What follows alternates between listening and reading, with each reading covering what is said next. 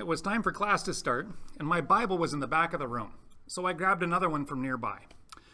And as I was turning to Psalm 19, I came across a little slip of paper that someone was presumably using as a bookmark. What was written on this bookmark kicked off a bit of a rant, and I never did get around to reading Psalm 19. On the paper, in a young person's handwriting, was a list of daily activities with numbers beside them, presumably hours spent doing each activity. Sleeping 8, school 7, homework 2, hobbies 4, TV bafflingly was less than 1. On the right side of the paper, headed by the word God, was devotions 15 and the words youth and church. They did 15 minutes of devotions each day and went to youth group and church each week. Between the list of daily activities on the left and God on the right, there was this heavy line that separated them. On the back, the calculations continued. 15 minutes of devotions per day plus the few hours for youth and church. The child calculated that of the 168 hours that there are in a week, they gave God 3 3/4 hours. I don't claim to know the reason for these calculations, but my guess is that some well-meaning adult was trying to make a point with a group of young people, that they weren't working hard enough to be good Christians. Sadly, this sort of nonsense is all too common in Christian circles, and the young people, for some reason, are really susceptible to taking it seriously. They tend to pick it up even if someone isn't deliberately teaching it to them. The child that made these calculations predictably fell far short of what God demands, because what God demands is 100%. This kid barely got past 2%. It seems to me there are 3 possible responses to this little exercise. Screw it, ignore it, or guilt. None of these is the appropriate response to the gospel. These are not the responses we want kids to choose between when it comes to the good news. I suppose the youth leader was going for a 4th response, perhaps hoping that the students might be spurred on to develop better habits like more Bible reading or more regular prayer. But even if he achieved this, the effect wouldn't last. Long term, there are really only 2 options: carrying the guilt or walking away and becoming an ex-evangelical or something worse. It's a lose-lose. Let's do the math. What if this, let's say it was a 16-year-old girl, spent an hour a day in prayer and meditation instead of doing homework or wasting time on that hobby? That'd be pretty devout, an hour a day. It certainly would improve the numbers. With church attendance and youth, they'd get the God stuff bumped up to about 5%. Add another hour, and we'd be up to a tithe. Would that be enough? No. God demands everything, so we'd still have 90% to go. You see the problem. Unless you pray and read the Bible 24 hours a day, you aren't giving God 100%. The problem is not that the kids are not doing enough Christian things. The problem is the line down the middle of the bookmark. We must get rid of the line. The poor kid, like so many Christians, is suffering from Christian dualism. Christian dualism divides reality into 2 distinct categories. One for the Christian things, and the other for the secular things. And then there's this big fat black line between the 2. So the Christian things include Sundays and church and devotions and Bible study and youth group, the sentimental bits of marriage and family, and listening to the songs that are only played on Christian radio stations, and reading books and watching movies that you can buy only from Christian bookstores. The secular side contains Monday through Saturday, our work and education, politics, hobbies, television, sports, the food we eat, sex, the real parts of marriage and family, and all the books, movies, and music that you don't find at the Christian bookstore. This is Christian dualism, or the Sacred-Secular Divide. It's bad. It's unbiblical. It might be the biggest problem with the church in North America today. As we've talked about before, modernism loves dichotomies, and modern Christianity has been so influenced by modernism that we love them too. Body, soul, church, state, sacred, secular. The problem is that they are false dichotomies, and we can easily trash one of the pair. Modern secularists junk the sacred. Modern Christians junk the secular. But that's not exactly what happens. We think we are junking the secular in favor of the God stuff, but we aren't. We can't. Because we need Monday and Tuesday and the rest, and we need to work to pay the bills, and the kids like dance and Little League baseball, and we still like the Beatles. We can't trash the secular because that's where so much of our life is. So the only thing we can do is try really hard to squeeze in more God stuff where we can. One of the pastor's main jobs is to convince us to take some of our secular time and bring it over to the sacred side and use it to serve the church. And we sometimes do, but other times we just can't, and then we feel so guilty. Get rid of the line. God demands all of our life, the whole thing. So give it to him. Give him Wednesday and hockey and your kitchen reno. Give him your anger and your sexuality and your finances and your politics.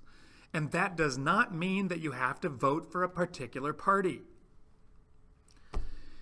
Jesus is the Lord of all things, not just sacred things. He's the King. Imagine what the world would be like if every Christian lived as if their whole life was subject to the will of King Jesus. What is his will? If we boil it down to the basics, he wants us and our neighbors and all of creation to flourish in a way that it only can under his lordship. Christian dualism limits his lordship. It limits it only to the God stuff. That's why it's such a dangerous threat to a Christian worldview. Well, the first thing is admitting that we have a problem. So let's dig around a bit and see where Christian dualism or the sacred-secular divide is messing up our Christian worldview. Let's start with so-called secular music. I've done a video on this topic called Dog Poop and the Brownies. Check that one out. It's about how dualism makes some of us read Philippians 4 verse 8 completely wrong. But let's talk about why country music is the most Christian of all music. That's what I tell my students. Country music is better than the pop music that they listen to because that's all about falling in love and making love, and it's about almost nothing else. It's just a narrow slice of life. Praise and worship music is equally reductive because it's mostly about one specific kind of praising and worshiping. Heavy metal, rap, hip-hop, and folk music are probably just as reductive because they are about narrow portions of life in a limited way. I might be wrong because I don't listen to them. It doesn't matter. But country music, it's about all of life. There are songs about Jesus and church and rope swings by the river and dogs and trucks and girlfriends and marriage and parenting, the pain of adultery, beer and iced tea and work and getting old, and even checking you for ticks. Everything. And lots of these songs are honest, and they are funny, and they are super sad and uplifting, and okay, they are sometimes sentimental. But the scope is so wide. And that's why country music is the best. But we could do better. I've often thought about starting a Christian radio station that would play music that covered all of life and that it would play only great songs. So some Christian songs wouldn't be played because they weren't very good, and other secular songs would be played even if they weren't about Jesus or God because they were good and true and beautiful. Doesn't matter what genre. My radio station would include praise and worship songs too, because sometimes we praise and worship God directly and explicitly. But Jesus would be in and behind all the songs on my radio station, and not always explicitly, just like in the Bible and in the rest of life. My radio station would get rid of the line. Remember Amy Grant? She was big in Christian music back in the 80s, and then she decided to move from being a Christian singer to being a singer who was Christian. Oh, and did people condemn her? She was now a secular artist, a person who sang from a Christian perspective about things other than Jesus. She was condemned because she had moved from the light and embraced the dark side. Do you see the line? Get rid of the line. I might play some A.B. Grant on my radio station. Probably not. I didn't like it that much. Let's talk about work. We spend a lot of time working each week. What does work look like if we get rid of the line? Do you like your work, or is it a necessary evil and you live for the weekends? Some work does suck. But it might help to think of your work not as a secular activity that you need to do to pay the bills, but as a service to the King. What you are doing at work is a task that leads to the flourishing of one part of the kingdom. Your work mopping floors and emptying trash cans is kingdom work. Caring for children is kingdom work.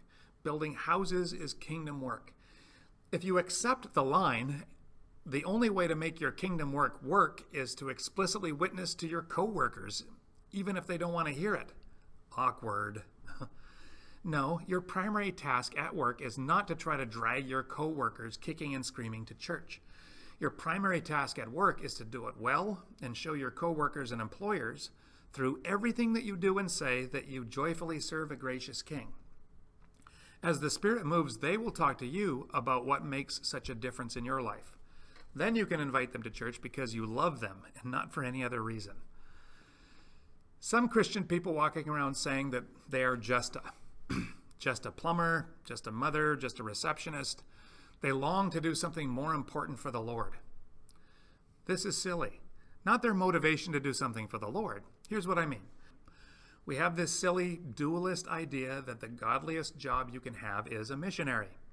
A missionary is the same as a pastor, except the missionary sacrifices living in a nice house with a garage, and that makes them more spiritual. So missionary, then pastor, and then there are the people who work for parachurch organizations. This includes Christian school teachers. And there's an obvious hierarchy in the Christian school as well. Bible teachers are the most spiritual, of course, and then PE teachers. What happens if you're a PE teacher who teaches Bible? Nurses and policemen and firemen are up there because they help people, and that's biblical. And they are higher than doctors because doctors make too much mammon. They can really jump up, though, if they do some work in Africa. Same with lawyers who do pro bono work. The trades deal only in physical things, so they're not very spiritual. Lawyers who do not do pro bono work are under the trades with the business people.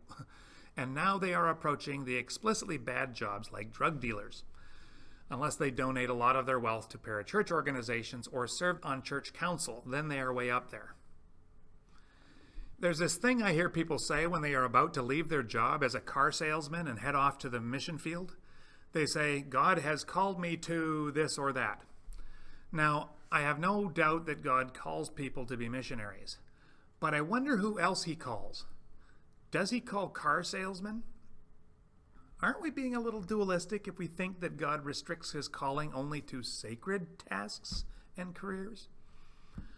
Ask yourself, what is the difference between a used car salesman who serves the King and one who does not?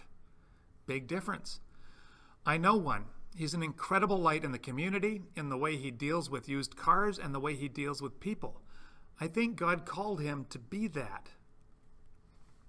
It's clear that God sometimes calls particular people to particular tasks, but I think his usual method is to give us a few talents and send us out to work for the flourishing of the world and of our neighbor.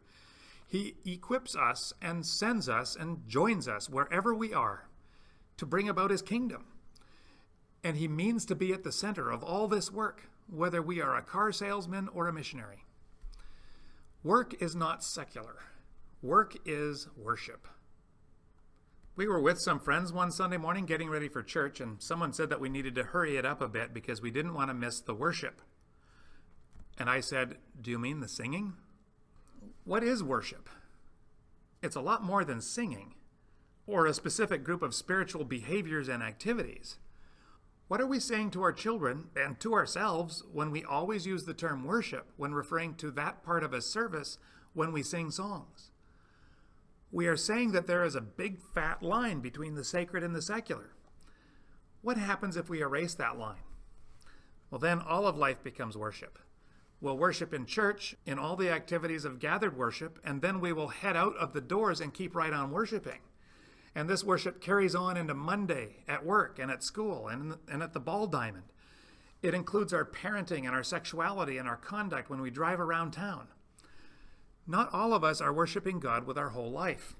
That last one, the driving one, I have not yet fully turned that one over to the King. But making all of life an act of worship is a lifelong project, one that I will not completely succeed at in my lifetime. But the cumulative effect of all of us striving with the power of the Spirit toward the flourishing of the world beyond ourselves is pretty awesome. I've seen it. A lot less guilt and a lot more gratitude.